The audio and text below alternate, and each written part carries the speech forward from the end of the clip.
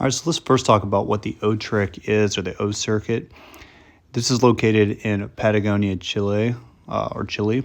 So this is not on the Argentinian side. You'll be required to go to Torres del Paine National Park, and the entire trek is supposed to be about 75 miles or 120 kilometers. However, I tracked my trek, and we ended up hiking a total of 94.1 miles or 150 kilometers. You're going to need to make it down to Puerto Natales, Chile, to take a bus to the national park.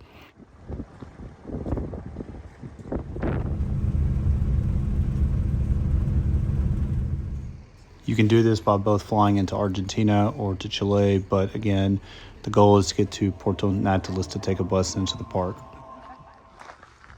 So most people do the O Trek anywhere from 6 to 11 days. I chose to do the 8-day trek, which to me was a good mix of both challenging while also having some easier days where you're hiking anywhere from 7 to 10 miles or 10 to 15 kilometers. So it had a good bit of break.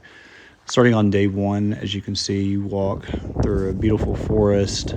You start seeing all the beautiful things Patagonia has to offer.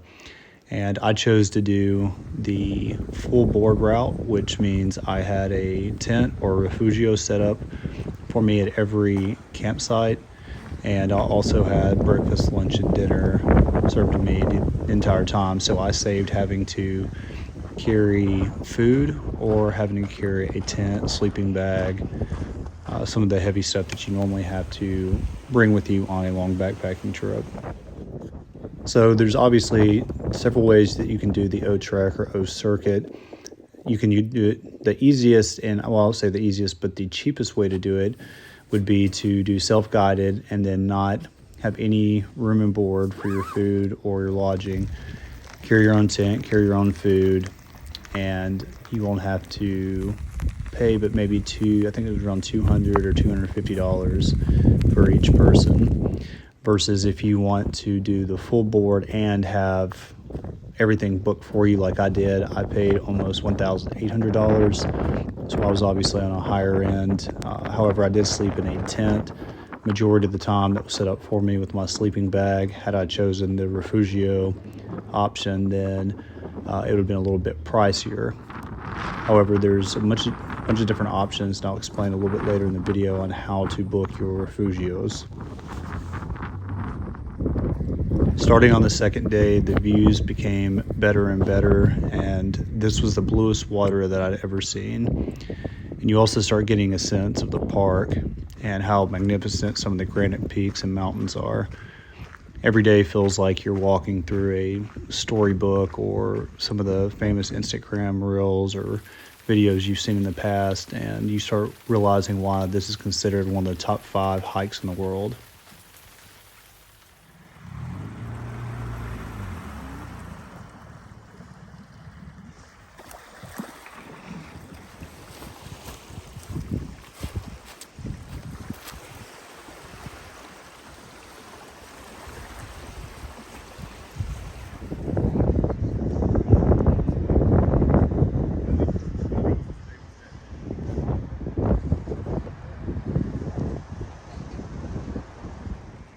So my hiking pack got stuck in Buenos Aires airport because I had 2 gas canisters or fuel canisters in there that I did not know about.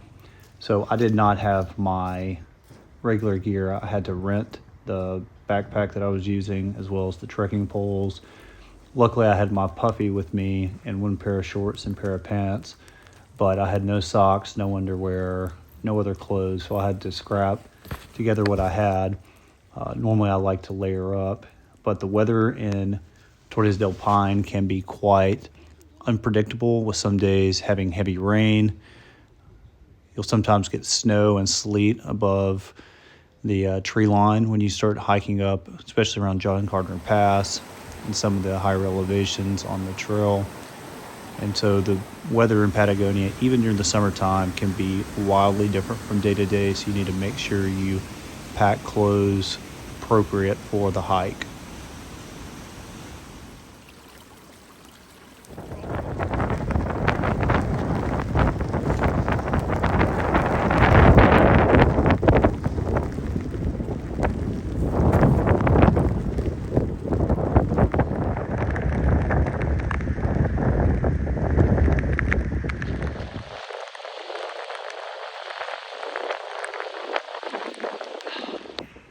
One of the unique things about Torres del Paine National Park is you can drink directly out of all the lakes, rivers, and streams in the park.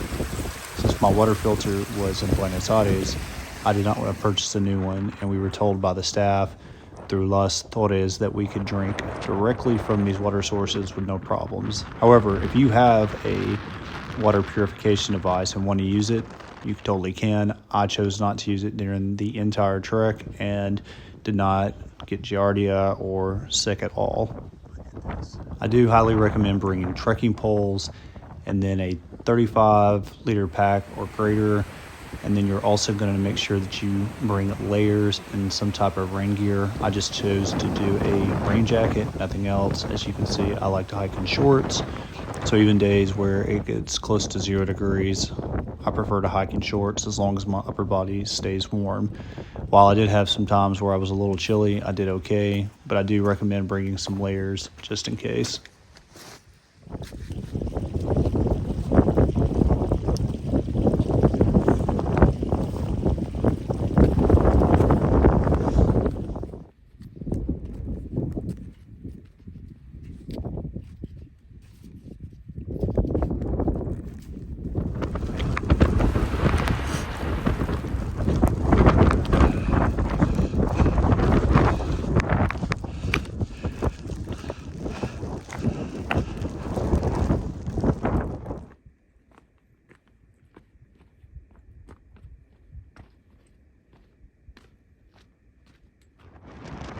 Coming over John Gardner Pass and seeing the Great Glacier and the massive glacial ice field was one of the most amazing parts of the entire trek. It's a hard climb coming over John Gardner Pass. The weather was crazy windy with sleet, and then to see the beauty of this massive glacier was just one of the most amazing moments I've ever had while backpacking.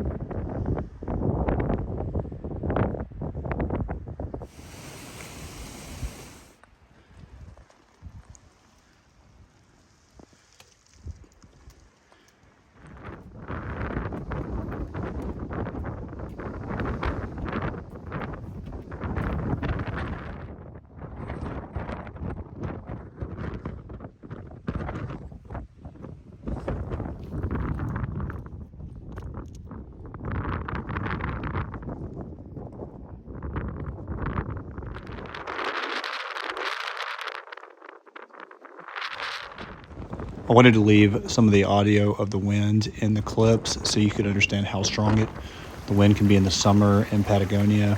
But that's just part of the journey. And honestly, there was a couple days that were pretty bad, but it never was distracting from being able to do the trip.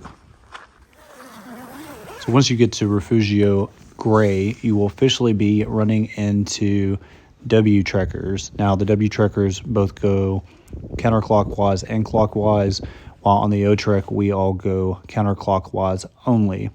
So you will be sharing the trail with some W trekkers, and sometimes that can be a little bit of annoying because you do have to step off the trail a lot, but it's just part of seeing Torres del Paine during the summertime.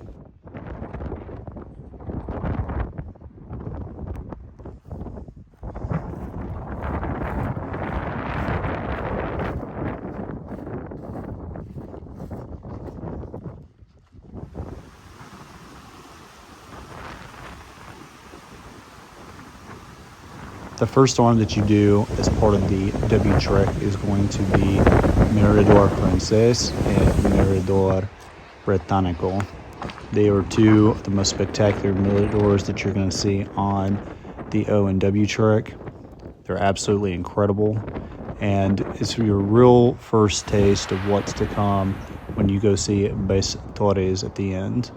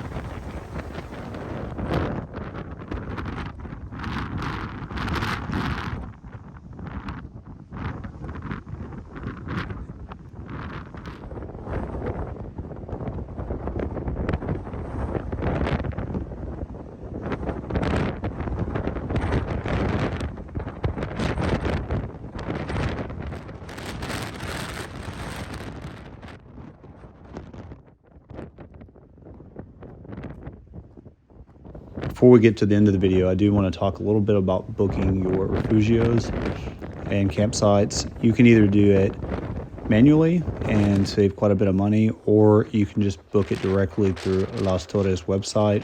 Again, I chose to do that versus doing it individually. But if you book it out ahead of time, you should be able to find your own refugios and set your own route. Now, it's up to you whether you want to have somebody else do it or you do it yourself. And it's up to you whether you want to sleep in tents or refugios or set up your own tent. Totally up to you.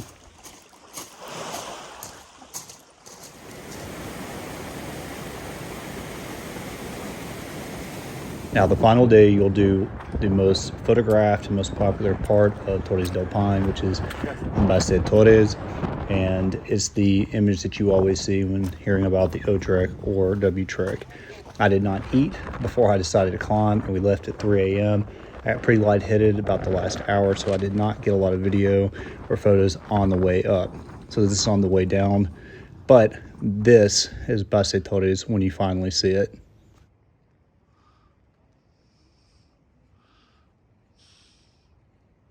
How much fun are we having? So much fun. Are we having the most fun? It's snowing. It's snowing. You? Fun? No, not fun for you. All right, this concludes the video of me hiking the O Trek. I hope you enjoyed hiking with Hollywood at the O Trek in Torres del Paine in Chile. And of course, I didn't do this alone. I had a lot of friends I made along the way.